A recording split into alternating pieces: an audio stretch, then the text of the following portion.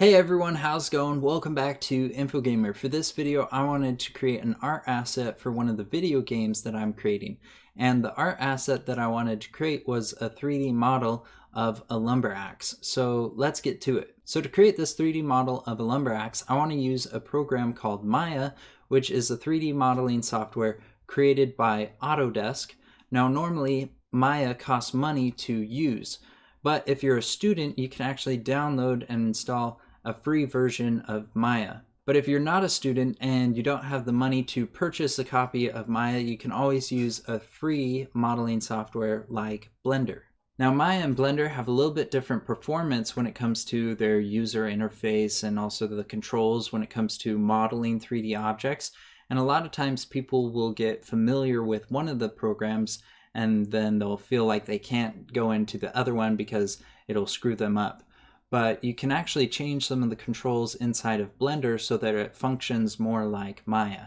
And so whenever I use Blender, I tend to change the controls so that it functions more like Maya because I've had more time with Maya. But the principles that I'll be teaching you in this video are more basic principles when it comes to modeling 3D objects. And so the principles that you'll learn in this video can be applied in any 3D modeling software. However, in the future, I'd love to put out videos where I create art assets using Blender. But for now, we'll just stick with Maya because that's what I'm more familiar with. Alright, so to start off with, whenever you're creating an object inside a program like Maya, you're going to find that it's easiest to create an accurate representation of that object if you're creating it from a template of some sort. And what I mean by template is 2D images. And so whenever I create a model inside of Maya, I'll start off by importing images of the object that I want to create. And it's best to have two images. You can have a portrait or a straight-on image of the object that you're creating, and then a side or a profile image of the object that you're creating.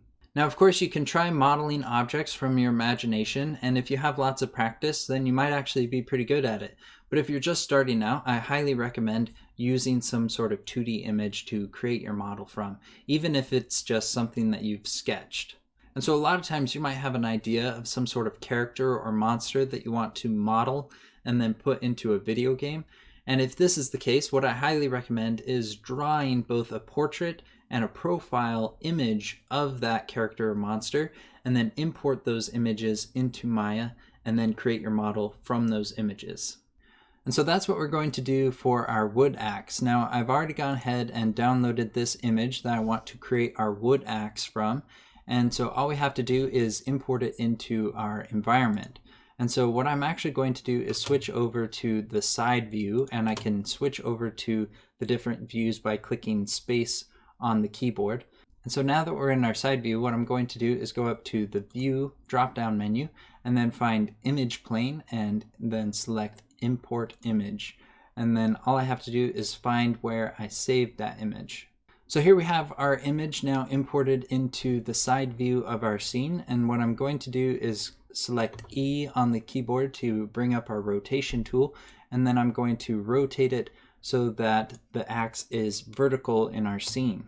I'm then going to press W on the keyboard to get our move tool, and I'm going to move it over to the center of our scene. So right about there. Now that we have our 2D image imported into our environment, the next thing I'm going to do is start creating the geometry for our model. And I'm actually going to create this geometry into two parts. One, the handle, and two, the head of the axe. Now when creating this geometry, I'm actually going to create it flat, and I'm essentially going to create the outline of our axe. And then I'm going to extrude that geometry to make it three-dimensional. And so to start with, we want to create a plane. And so with our polygon menu selected, I'm going to select this icon here, which is a polygon plane. Once you have your polygon plane created, the next thing that we want to do is rotate it in the z-axis by -90 degrees. The next thing I'm going to do is reduce the subdivisions. In the width, I'm going to have 1, and in the height, I'm going to have 2. The next thing I'm going to do is, with our object selected, I'm going to right click on it and then select vertices. I'm then going to select the top 2 vertices and drag it up to the top of our handle. So right about there. And then I'm going to select the bottom vertices and drag it down to the bottom of our handle. The next thing I'm going to do is shape the outline of this plane so that it matches the shape of our handle. And to do this, I'm going to use this tool here, which is the Split Selected Edge Ring tool. This is a tool used to create edge loops. Now, if you don't have this tool pinned to the shelf of your workstation, what you can do is go to Mesh Tools, and then another name for this tool is Insert Edge Loop, and you can pin it to the shelf by holding Control and Shift as you click. And so there we go, you can see that now I have two duplicates of the same tool. Now, to show you how this tool works, I'm going to select it, and then I'm going to click somewhere in the middle of the height of our plane, and I'm actually going to click on the edge of our plane itself. And when I click, you can see that there is a new edge or line going through our plane, and it's created 3 new vertices. And so what I'm going to do is I'm going to use this tool to create new edges and vertices in our plane, and then I'm going to move the vertices so that it fits and matches up with the shape of our handle. And I'm going to do that right now.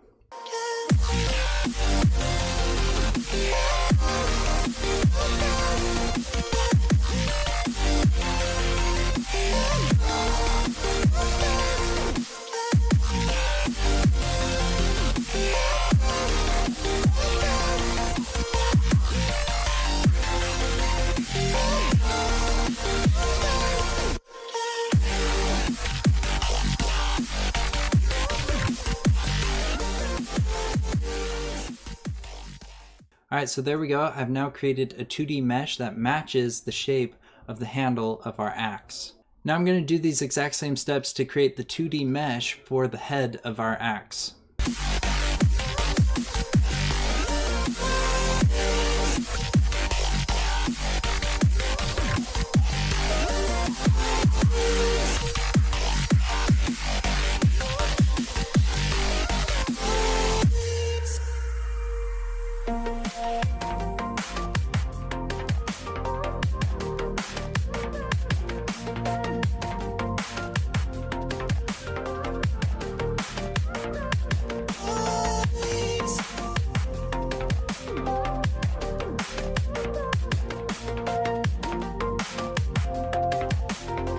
Alright, so there we go. We've now created the 2D mesh for both the head and the handle of our axe.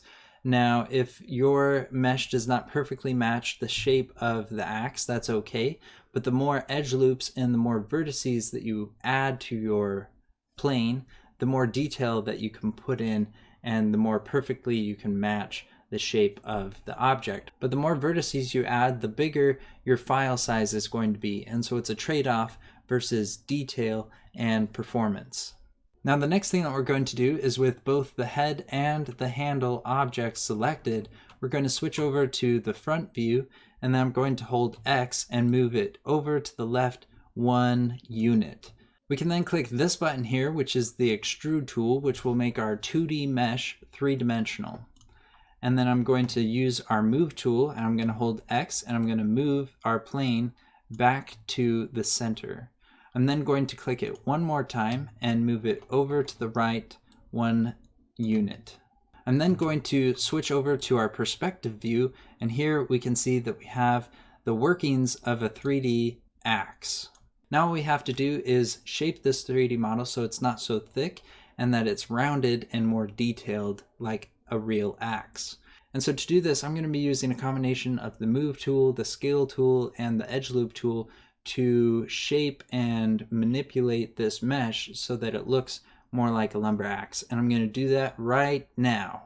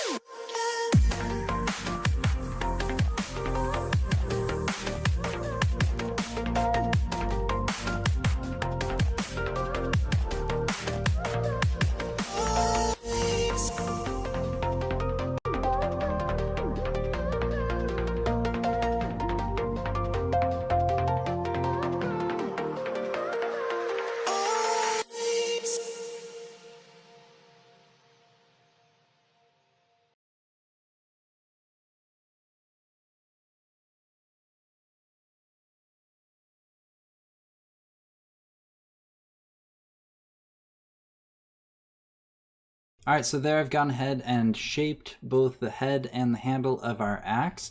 Now I'm just going to go ahead and apply two different materials, one to the head and one to the handle, and that way we can make it look a little more like an axe. But in the next video for this axe, we will set up the UVs and create a texture sheet for this axe. To create a material, you want to select the game object that you want to apply the material to, and then right click on it, and then go down to Assign New Material. We can then select the material type, and for the handle, I'm just going to make it a Lambert. And then you should see the material settings in this window to the right. And I'm just going to go ahead and assign a new color to our handle. I'm just going to make it a little brown, maybe a lighter brown. And then for the head, I'm going to assign a new material. And this is also going to just be a Lambert for now, and we're going to make the color a darker gray.